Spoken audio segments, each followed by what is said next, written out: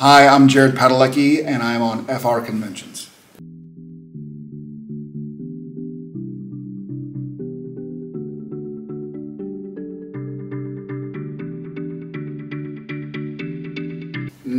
When I auditioned for Sam, I had no idea what it was going to become of the show. So Jensen and I talk about this and kind of joke because we both were hoping that the pilot, the first episode, would get picked up and shown on TV so we could show our family what we were doing, you know? And then when the show started season 1, we were like, well, hopefully we get like 2 seasons out of this. And so by the time we got to season 15, we're tired and like, oh, I love these characters, but we want to make sure that the show kept its integrity and was able to go out on a note where maybe we can come back. It is supernatural, right? So people always come back.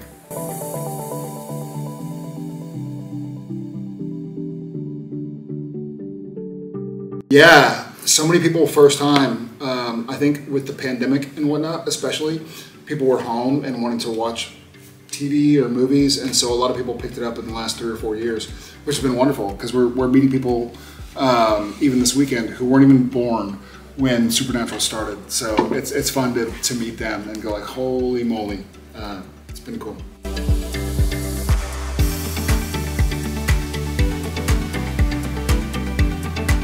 Yeah, I think so. Jensen and I are very similar people. We both grew up in Texas. We both love sports and music, and we love travel. And so we just got along. And funny enough, I'd been in Hollywood for 5 years. I think Jensen had been acting for 7 years. We had never met each other. We always knew, we had mutual friends, you know, who like, oh, you know, Riley, or oh, you know, Jim, or oh, you know, Chris. But we had never run into each other. And so we met for the first time auditioning together, and then we just hit it off, you know? And so then we were both kind of, Jared and Jensen had a similar experience. We weren't fighting demons or anything, but to Sam and Dean. We were both in a place that wasn't home. We were in Vancouver and working really hard and not really knowing what was next, you know, what was the next challenge, what was the next goal. And so we just kind of bonded over that.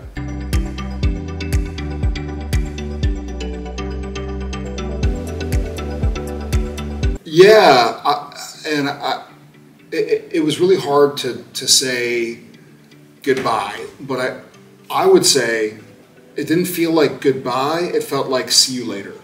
You know, I'm not sure what's goodbye in French. Au revoir. What's see you later? I thought au revoir was see you later. À bientôt. Okay, yeah, what's that? À bientôt. À bientôt. So it felt more like we're not saying goodbye, like never see you again. We're saying like we'll come back when the time is right.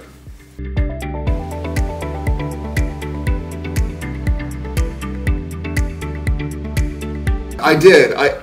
I loved the ending, and again, COVID did affect it because people who were going to be in the last episode couldn't fly up because in Canada you had to quarantine for 2 weeks in a hotel room or an apartment.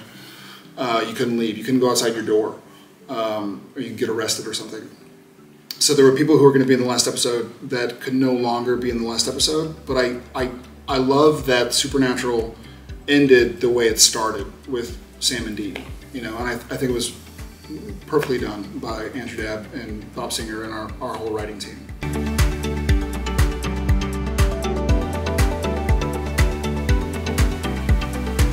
Yeah, I had never played a big brother before. Well, I guess in Gilmore Girls I had a little sister, but it was only for a few episodes.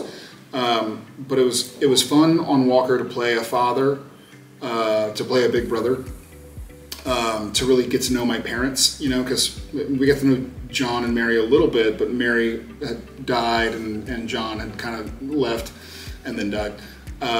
So it was fun to have that, to explore that relationship on camera. And I learned a lot. I learned a lot from Supernatural. Just make the most of the moment. You never know what's going to happen. And so I had a great time bringing that into Walker.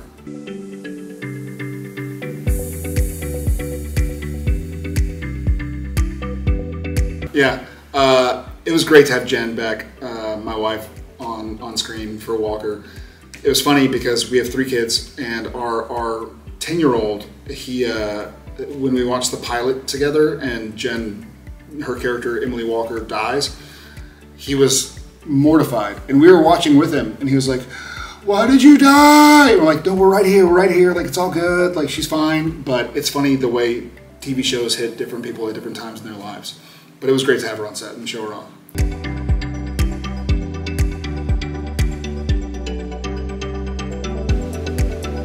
Well, it seems like it, but I was lucky when the pandemic happened in March of 2020. I already had some storylines for Walker, and so when we weren't shooting Supernatural from mid-March to September, I already knew Sam. Like, I can get a Supernatural script right now and play Sam. I spend so much time with him that I can just hop back into it. But I was trying to create a new character, Cordell Walker, and I had 5 or 6 months to do it because we didn't film anything from March to September, and so I already knew my lines for the last 2 episodes of Supernatural, and so I was able to start developing Cordell Walker. And it was the pandemic, so I couldn't go anywhere. It wasn't like I was going traveling. You couldn't leave, so I was just home, hanging with Jen, hanging with the kids, and creating this new character. So that was very fortunate.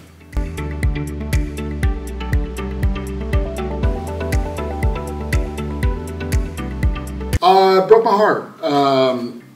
I love the Walker family. I love our cast and crew. You know, I found out it was officially not picked up 2 days before I got on a plane to come here to Europe. So I haven't really had time to really think about it, but I've been talking to a lot of the cast and crew, and we're all brokenhearted. You know, it was such a great show, and it deserved more. But what we had for those 4 seasons was great, and I think the relationships that we started, just like Supernatural, will last forever.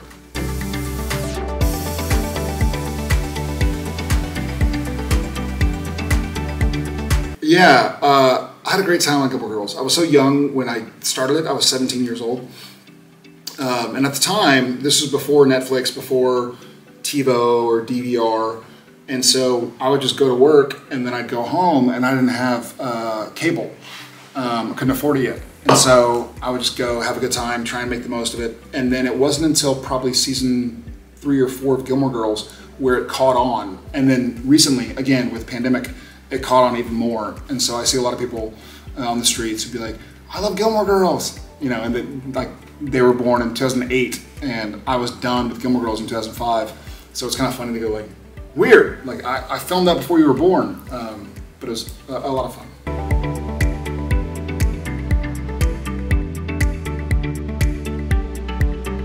It was great. So I was in the middle of Supernatural, and Amy Sherman-Palladino, the creator, the writer, contacted me saying, hey, we're gonna do a reunion, we'd love to have you a part of it. And I basically said like, hey, I'm in Vancouver shooting Supernatural, and I can't really get the time off. She's like, okay. So she calls me a couple weeks later and is like, hey, well, even if you get a day off of Supernatural, you can make it to LA. I have a scene I'd love to write for you because I'd love to have my Dean, represented in the Netflix reunion. And so one day I called her, I was like, hey, I have next Tuesday off. And she's like, cool, you're filming next Tuesday. And so I went down to LA, shot the scene, and saw some of the gang. And then we already had the ATX Festival? I believe so. Yeah, we'd had it the year before. So we saw a lot of people at the television festival in Austin. So it was great to just see everybody. And everybody's lives have kind of gone in different directions. And it was fun to just catch up.